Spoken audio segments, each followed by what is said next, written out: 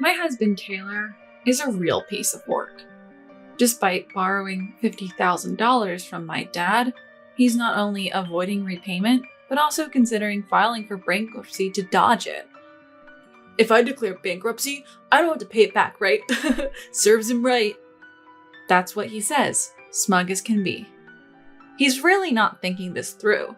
He has no idea what life would be like after bankruptcy. I'm Michelle, 32 years old. Taylor and I have been married for 5 years, and for better or worse, we've led an average life together. We don't have kids, so we have a dog instead. We mostly spend our time with each other and our furry friend. Seeing our families is rare since they live far away. We usually visit them during summer or Christmas vacations, especially Taylor. He always makes a fuss when it's time to go to my parents' home. Hey Taylor, you're coming with me to my parents' house for the holidays, right? Oh, no. If we're going, let's go to my parents' place. We've been to your parents many times. It's time we go to mine. We've talked about this. It's just a hassle, and there's nothing to do at your parents' house. Don't you think you should apologize to my dad about the money? Our life is possible because of him. He even helped us with that debt crisis. Again with that? You're so annoying. Taylor sighed loudly and left the room. When we first got married, my dad gave us the down payment for our house and later lent Taylor part of the capital for his startup business. I've been slowly repaying the money for the house, but the $50,000 Taylor borrowed for his business remains unpaid. I know Taylor's business is struggling and times are tough, but that's a different issue altogether. Taylor's lack of gratitude towards my dad irks me every day. Then, one day, something happened. I got a rare phone call from my mom, who usually only texts. Hello, Mom? Michelle, is now a good time? Yeah, I'm fine. You usually text. What's up? Actually, your dad, Daniel, collapsed. What? Dad collapsed? You're joking. He wasn't feeling well for a few days. He's stable for now, but if you can, could you come home? I get it. I'll talk to Taylor and head back home as soon as possible. When I explained the situation to Taylor, he reluctantly agreed to the restrictions just this once. But there's another issue I have to think about. Taylor, it's about Rocky. I called our regular vet to board him, but they're fully booked. So what's the plan? I'm thinking of hiring a pet sitter. At my words, Taylor lets out an exasperated, "What? A pet sitter? Give me a break. I can't stand the idea of a stranger in our home." We don't have a choice. Rocky needs his walks, his bathroom breaks, his meals. Absolutely not. He'll be fine for a day. Stop relying on services like that. Are you kidding me? If we leave him alone for a day, he'll get stressed out. We can't find common ground and the conversation is going nowhere. When Taylor seemed to have an idea and exclaimed, "Ah, I've got it.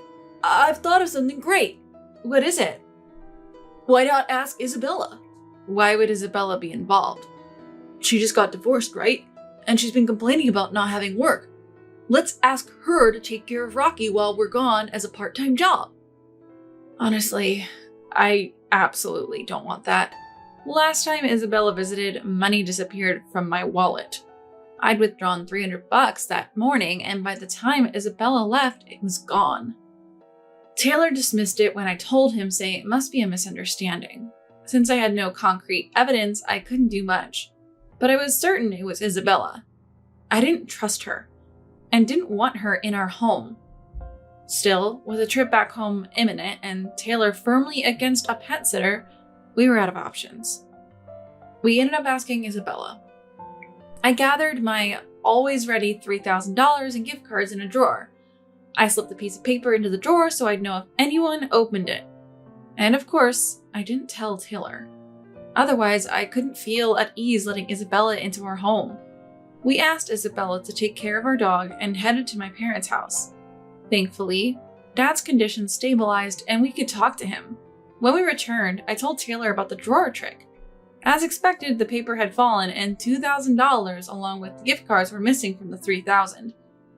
I had told Isabella not to enter the bedroom, but I had suspected she might steal something. I sighed and told Taylor, "See, now do you get why I didn't want Isabella in our home?" "Well, she's having money troubles too, so a little bit of cut it out. We're not exactly rolling in it either. Taylor, you owe money to Dad, remember? That's a different issue. Just call Isabella over here now. Taylor reluctantly dialed her number. When Isabella arrived and we confronted her about the money, she admitted to everything. This time, and the previous time, with my wallet. She promised to pay it back and we let her go, but my anger hadn't subsided. Taylor then sat down next to me. If he is, I'll make sure Isabella doesn't come around anymore. But what Taylor said next was jaw-dropping. Michelle, you're surprisingly mean-spirited. What? Setting up a trap like that for Isabella isn't something a grown adult should do. Wait a minute. Are you taking your own sister's side even after all this? Isabella's in the wrong too, but what really turned me off was how you doubt your own family and set up such an elaborate scheme. Don't joke around. If you'd believed me about her stealing money last time, maybe we could have prevented this. Just like you don't want the pet sitter in our house, I don't want Isabella in our house. Wow, so narrow-minded. What? Don't you have anything else to say before blaming me? It was like he was saying it was my fault for setting up a trap to catch Isabella, who had stolen twice. I was angry and frustrated. After that, Taylor's and my relationship started to deteriorate, with more and more days of not speaking. The tipping point came when Taylor handed me a piece of paper after returning from work. What's this? You know what it is. Divorce papers. You want a divorce. I've had enough of you over the Isabella thing. I don't want to be with you anymore. There's no point in being married. Let's divorce. This happened because of your sister, you know. Don't shift the blame onto me. I don't even want to talk about it anymore. Just sign it. No discussion, just Taylor pushing his own viewpoint. I grew disgusted with him and agreed to the divorce. It's clear Taylor will keep taking Isabella's side in the future, so I figured it was best to cut ties with him sooner rather than later. A few days later, the divorce went through. We sold the house we'd lived in for 5 years and fairly divided our assets. I told Taylor to use that money to keep making monthly payments on his debt to Dad, and he agreed. And so, our married life came to an end. Months later, Dad passed away from illness. And just like that, I inherited the right to collect Taylor's debt repayments. But the following month, Taylor fell behind. I did a little digging through mutual friends and found out his business was failing. He did say he was struggling with the company just before we divorced. Well, maybe I'll give him a break. Since I knew Taylor was struggling, I decided to wait 1 more month. But when there was still no transfer from Taylor, I lost patience and called him. Hello, it's Michelle. What's up, Michelle? What do you need? What do you mean, what do I need? It's about repaying Dad. You haven't paid since last month. Oh, is that all? Well, I'm not paying anymore. Excuse me? Caught off guard by his unexpected response, my thoughts freeze for a moment. Taylor, without any remorse, continues. Why should I? My father-in-law's dead, right? No point in paying back a dead man. What are you talking about? That's ridiculous. I inherited Dad's right to collect the debt, so now I'm the creditor.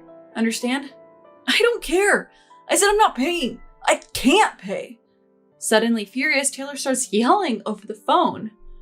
I'm struggling with my business too, you know. Why should I repay a debt to a dead person? It's a waste of money. Don't joke around. How can you even say that? Your current business exists because of Dad. Yeah, sure. He helped back then, but he's dead now. Only you would benefit if I repaid the debt, so why would I do that? At that moment, rage surged through my veins. Our parting wasn't amicable, and I know about the current economic situation.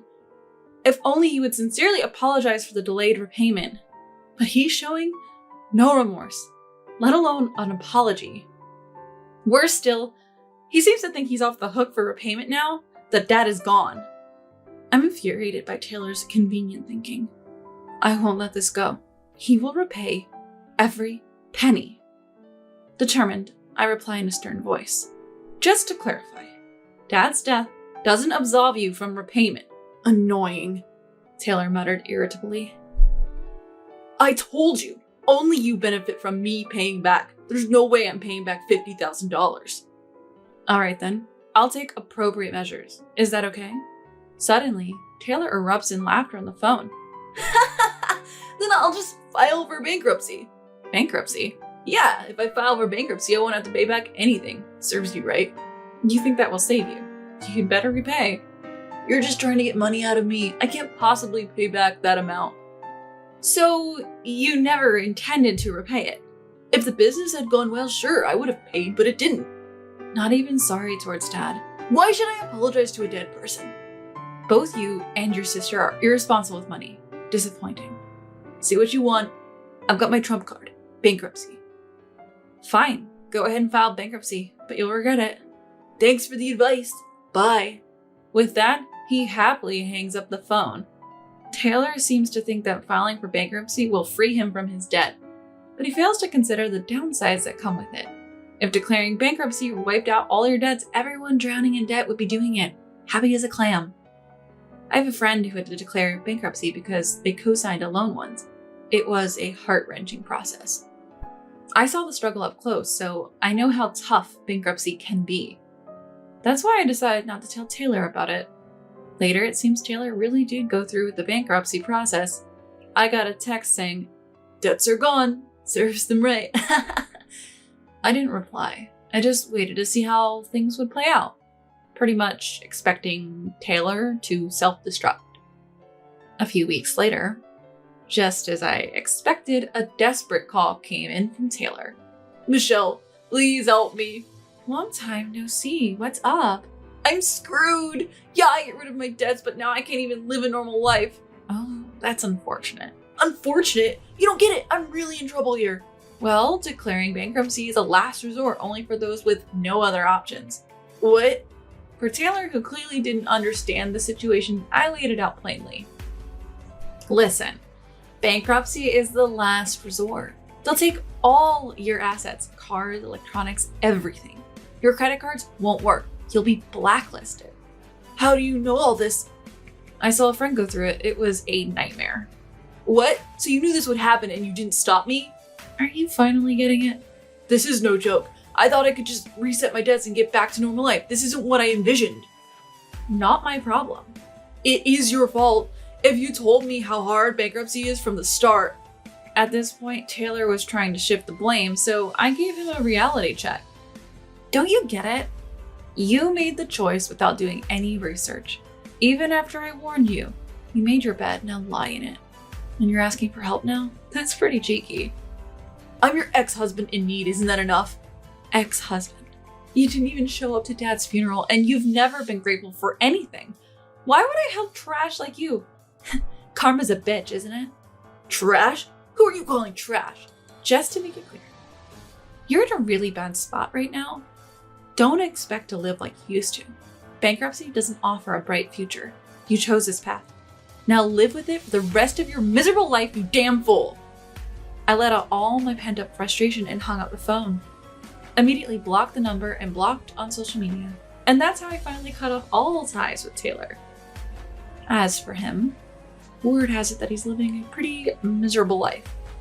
He thought he could just wipe the slate clean with bankruptcy and start fresh. He may have acted like he had it all together, but reality isn't that kind. Since he's on the blacklist, he obviously can't get a loan for anything. On top of that, it seems he owed a lot of money to his friends and he hasn't paid them back. He's been contacting other friends to borrow money, but no one will lend him anything now that they know his situation. In fact, almost all his friends have cut ties with him, and it seems he's living a lonely life now. It's nothing less than poetic justice. As for Isabella, it turns out she wasn't just stealing from me, but also from her friends. Apparently, she was recently arrested by the police. The rumors spread in the neighborhood, and she lost her job too.